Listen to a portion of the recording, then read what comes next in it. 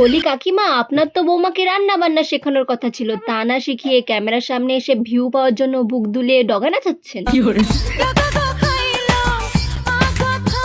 साले को बम से उड़ा दूंगा एक बार हाथ में। বলি আপনাদের একটু লজ্জা শরম ইজ্জত বলে কিছু নেই? তা থাকবে কেন, সব তো ডগার সাথে চিবিয়ে খেয়ে ফেলেছেন।